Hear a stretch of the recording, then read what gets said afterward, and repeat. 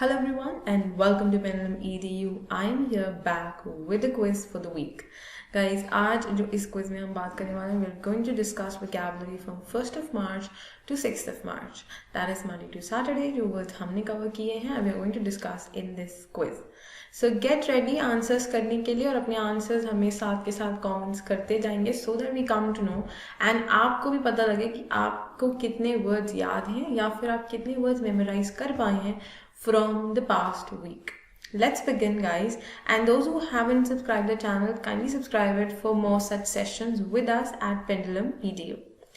So the very first question that I have for you is palpable means. Now I am giving you this word palpable and we have discussed this word. जिन्होंने previous sessions miss किए हैं या vocab के sessions attend नहीं किए, you guys can subscribe to the channel and the playlist that is the Hindu editorial. You can go and check out all the sessions right there on our YouTube channel that is Pendulum EDU. Guys, palpable का मतलब होता है something that is so intense that it is noticeable, it is observable, it is tangible. कोई चीज़ इतनी ज़्यादा intense है या इतनी ज़्यादा prominent है, okay? So noticeable, undetectable, comorbidity, intangible. So you need the meaning, guys. A, B, C or D. Quickly comment and let us know. Will it be A? If I give you the meaning, noticeable means something that is easily seen or observable. Undetectable जिसको आप detect नहीं कर सकते. Comorbidity का मतलब हम discuss कर चुके हैं. कोविड के चलते ही comorbidity यूज हो रहा है काफ़ी वर्ड.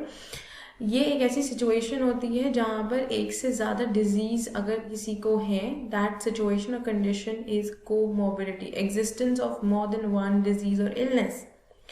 इनटैंजिबल ऐसी चीज़ होती है जो कि चीज़ आप टच नहीं कर सकते. यू कैन सी और touch it, you can just feel it. So अगर मैं देखूँ बिल्कुल जिन्होंने आंसर किया है option A, that is absolutely correct, that will be noticeable. Let's go ahead on the second one, guys, and be apt, like थोड़ा सा quick रहेंगे. And let's see. अब आपको sentence में word दिया है and you need to give me the similar meaning वाला word, that means synonym. The sentence says that all the doctors and nurses are inoculated against COVID. Inoculated, that means immunized. किसी को immunize कर देना, ठीक है, किसी को बचा लेना, दैट इज इनोक्यूलेट. इम्यूनाइज कैसे कर रहे हैं? वैक्सीन लगाकर. सो क्विकली टेल मी, ए, बी, सी और डी. जल्दी से आंसर करेंगे. रिवील्ड, फोर्स्ड, वैक्सीनेटेड और अप्रिशिएटेड. रिवील का मतलब होता है डिस्क्लोज करना. फोर्स, आप किसी को कंपेल कर रहे हो कोई काम करने के लिए. वैक्सीनेट, आप किसी को इम्यूनाइज कर रहे हो, दैट्स द सिनोनिम. अप्रिशिएट, आप किसी को प्रेज कर रहे हो. सो येस, बिल्कुल क्लियरली दिख रहा है हमें हमारा answer. It will be vaccinated. Inoculated का मतलब vaccinated. Another word that you can use is immunised, guys. This is another word जो हम यूज कर सकते हैं इनोक्यूलेट या वैक्सीनेट के लिए. So it's option C. जिन्होंने सी आंसर किया, इट्स एब्सोल्युटली करेक्ट. कंग्रेचुलेशंस. चलिए आगे बढ़ते हैं on the next question and here we go with the next one. We need a synonym for outlier. Guys, outlier भी हमने recently किया है. I guess 5th को किया था, Friday या फिर Saturday में से हमने किसी एक दिन किया है.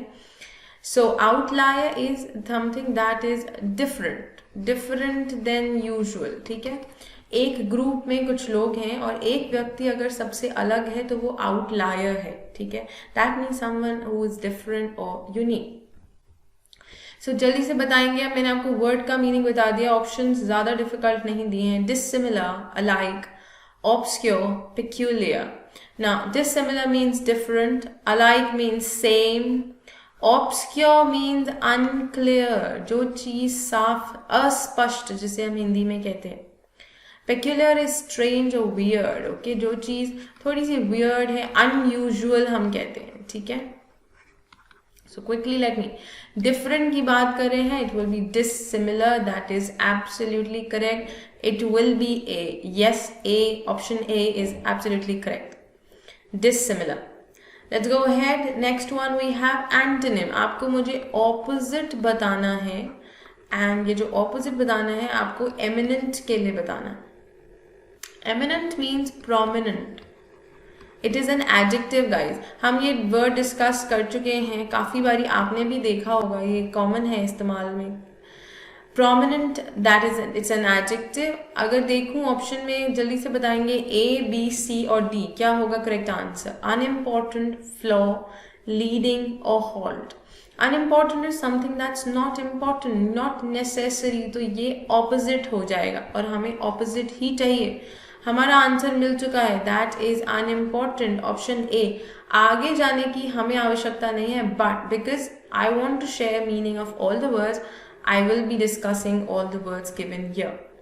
तो अनइम्पॉर्टेंट हमें आंसर मिल चुका है, और बिल्कुल अगर एमिनेंट के ऑपोजिट की बात करें so it will B unimportant, that's right guys.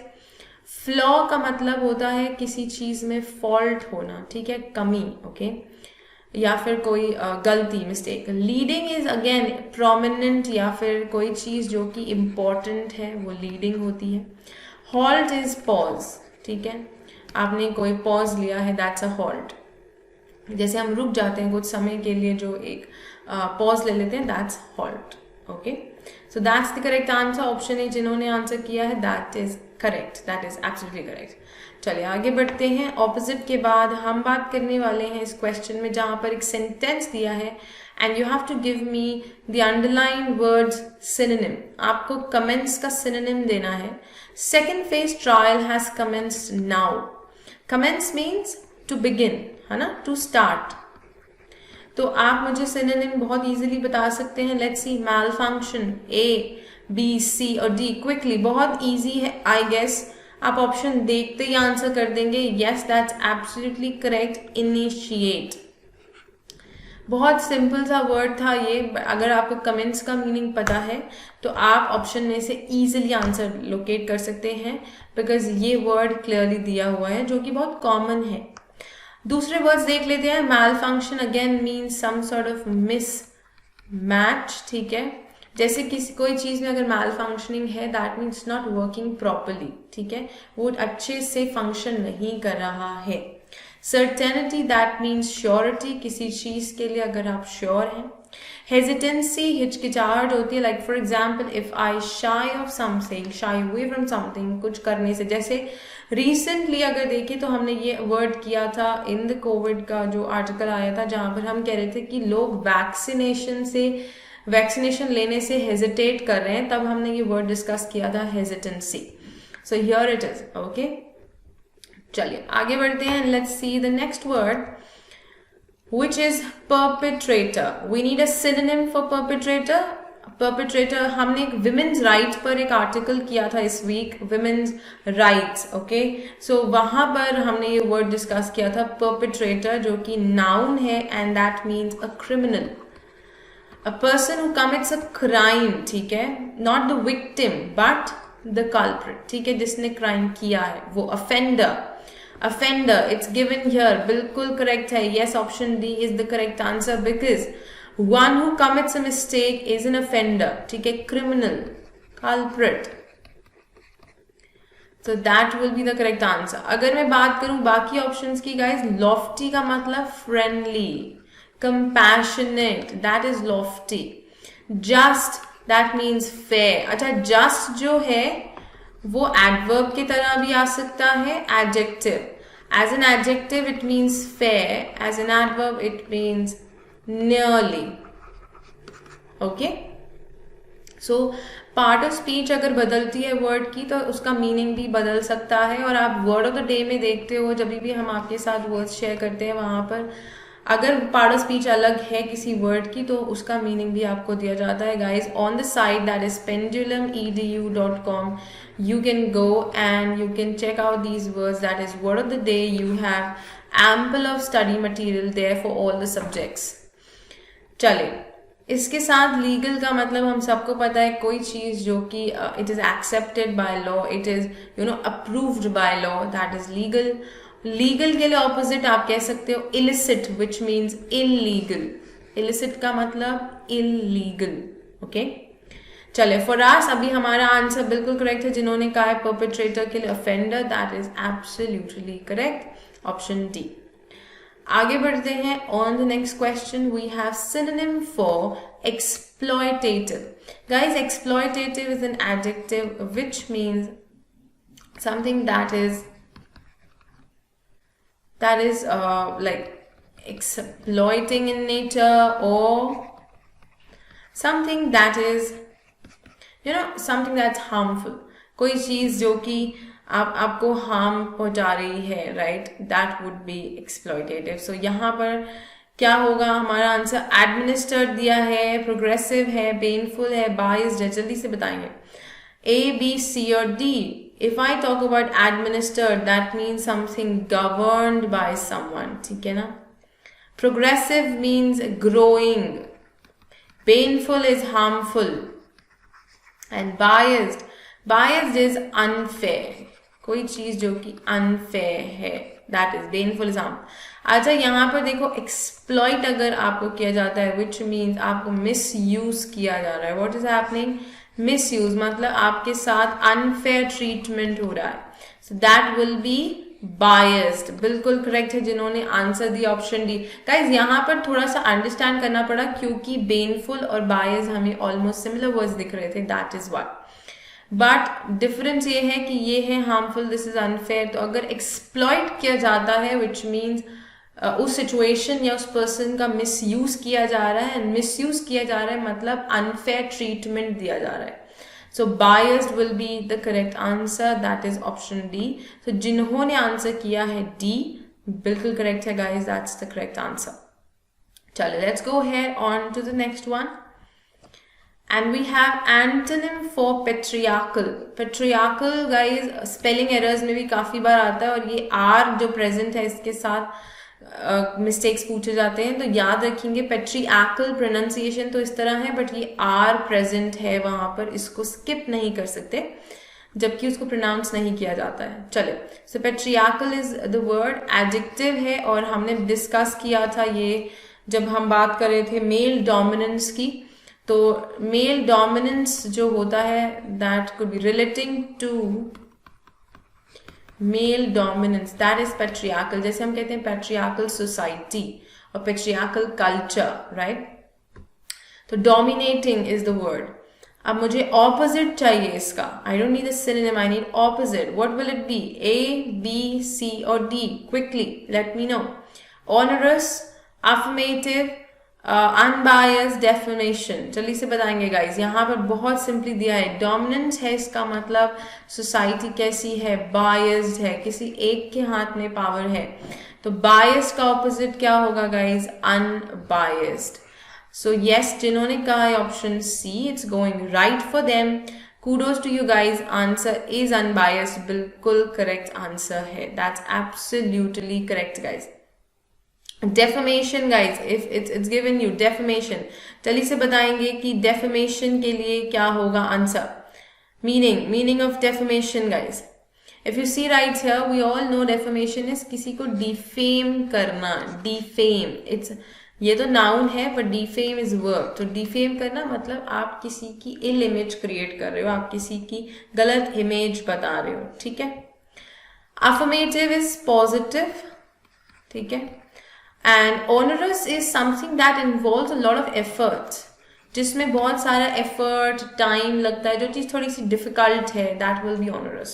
Okay? चले.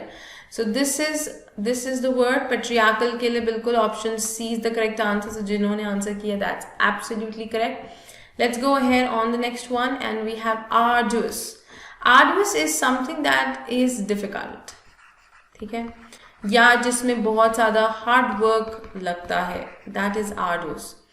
So what will be the answer for this? Generous, laborious, venomous और अबोरेंट? ए, बी, सी और D? Quickly let me no. Comment and let us know what is your answer. Generous means kind guys. Laborious is hardworking. Okay. Venomous is something that's harmful. भाई जहरीला है ना, deadly, lethal. That is venomous. Abhorrent is disliking. अगर आप किसी को नापसंद करते हो, distaste, ठीक है, that is abhorrent. So for us the answer will be hardworking, arduous. That's correct. Laborious is the correct answer. That will be option B. देखो जैसे ही वर्ड्स के मीनिंग पता लगते हैं वो बहुत सिंप्लीफाई हो जाता है हमारे लिए, right. It gets simplified. So laborious is the correct answer. That will be the synonym to arduous. That's absolutely correct. Let's go ahead, guys, on to the next one. And the next one we need a similar word, similar in meaning word. So allegation को underline किया गया है यहाँ पर और लिखा है all the allegations against my brother were fake. कल ही हमने डिस्कस किया था all के साथ सब्जेक्ट प्लूरल और वर्ब भी plural. So all the allegation मतलब इल्जाम, जो आरोप लगाए जाते हैं, ठीक है ना. तो claim, unleash, advocate, prescription बताएंगे A, B, C और D. What will be the correct answer? जल्दी से try and answer it, guys, quickly. Meanings मैं बताती हूँ आपको. देखो एलिगेशन का मीनिंग अब हम सबको पता है. ट्राई कर सकते हैं आप आंसर करना. क्लेम का मतलब अगेन कोई असर्शन देना, कोई स्टेटमेंट देना किसी के लिए बिना किसी प्रूफ के, विदाउट एनी एविडेंस, ठीक है ना. अनलीश मतलब होता है अनरिस्ट्रिक्ट कर देना, किसी को खुला छोड़ देना. Advocate is to support. अगर वर्ब की तरह बात करें तो एडवोकेट का मतलब सपोर्ट और नाउन की तरह advocate is a lawyer. Prescription is noun and prescription. What is that prescription mean? कोई चीज जो सजेस्ट की जाती है ना.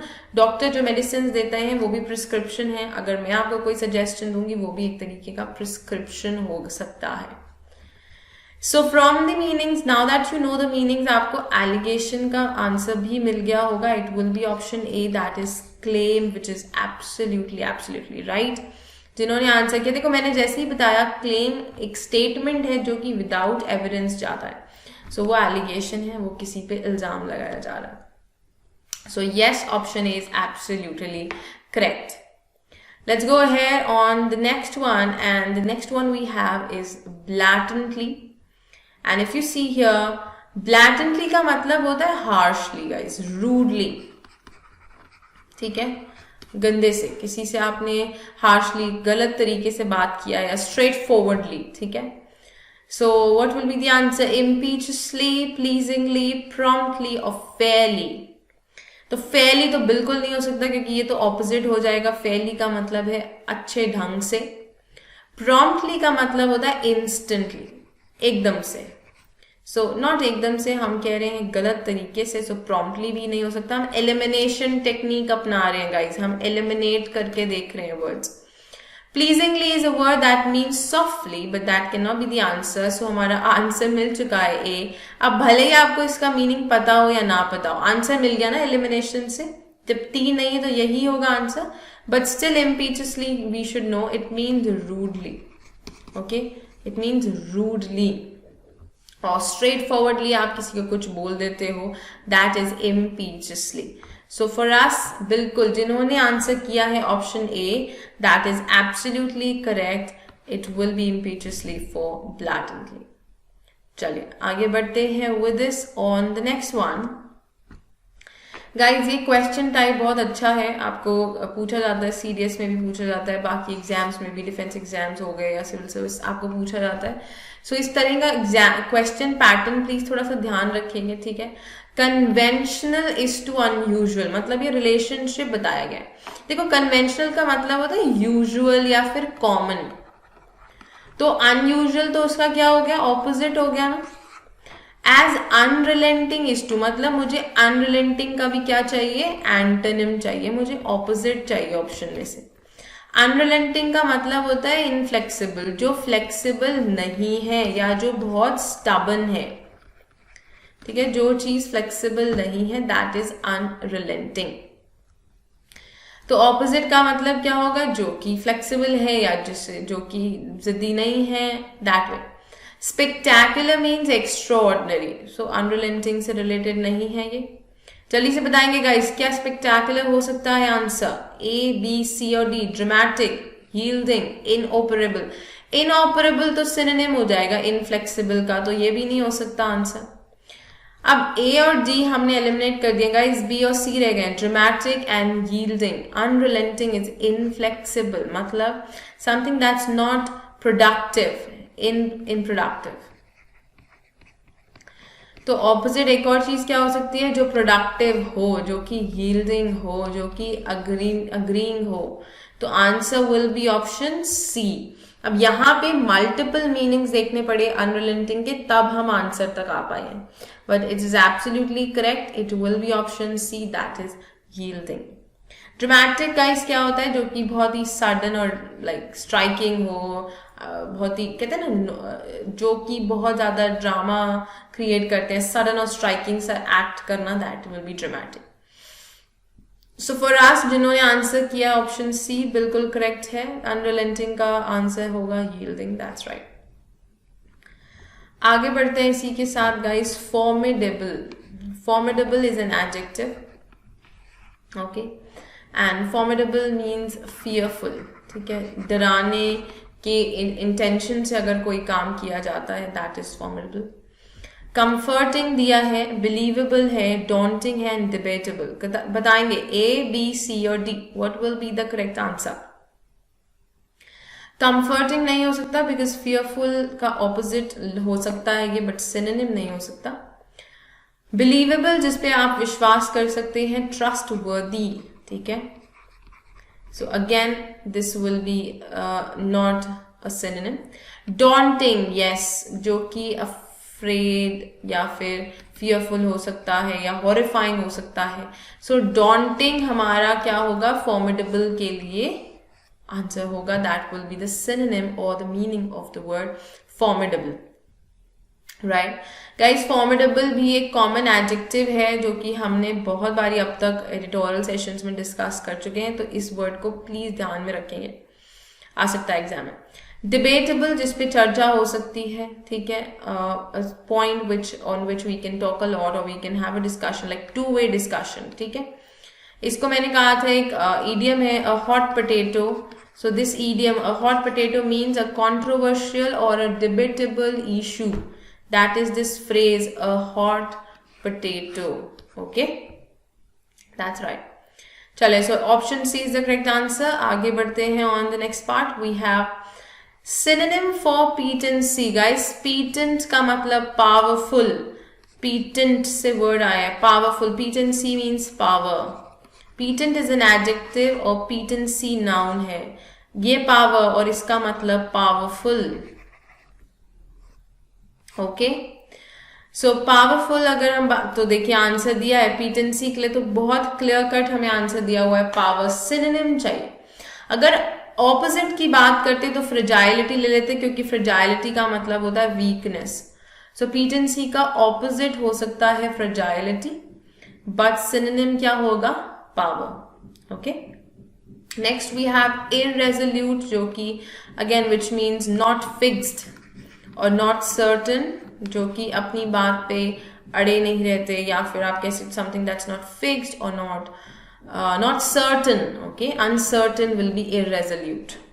Next we have vacillating, and vacillating means wavering, ठीक है, जो कि it is just moving, it's not fixed. Again irresolute का सिनोनिम हो सकता है वैसिलेटिंग, हो सकता नहीं है, हो है, okay. So the answer for us बिल्कुल करेक्ट है, जिन्होंने कहा है ऑप्शन बी, आप सबका आंसर बिल्कुल करेक्ट है, पीटेंसी विल बी पावर। और ये एडजेक्टिव भी याद रखेंगे, पीटेंट, जो कि आए हैं पावरफुल्स, ठीक है।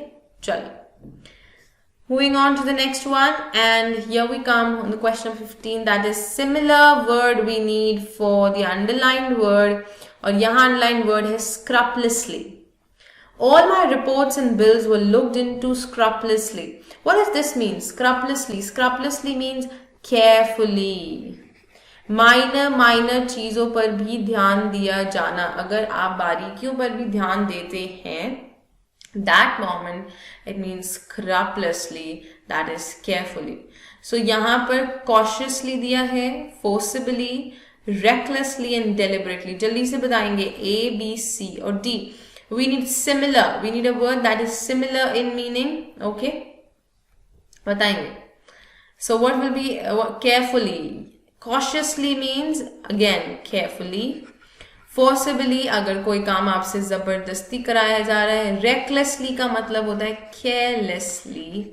Deliberately means intentionally। अब मुझे फटाफट से आप बता सकते हो, बहुत आसान हो गया आपके लिए आंसर। स्क्रपलेसली अगर हमें सारे मीनिंग्स पता हैं तो बिल्कुल करेक्ट है जिन्होंने कहा है option A, yes it will be option A. अगर आपसे सिनोनिम पूछा जाए, अगर आपसे एंटोनिम पूछा जाएगा तो रेकलेसली भी कह सकते हैं हम, that is option C. But हमें सिनोनिम पूछा गया इसलिए we will take cautiously, that is the correct answer, that is option A. Forcibly, see deliberately again it's an adverb but adjective भी है इसका deliberate. We have the adjective form as deliberate, so you can pick that also.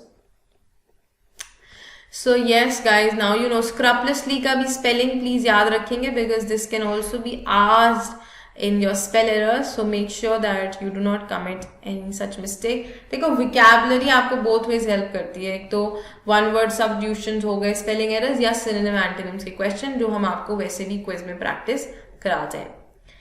So guys, these were all the words for this week's sessions and whatever we have discussed throughout the week, that is 1st to 6th.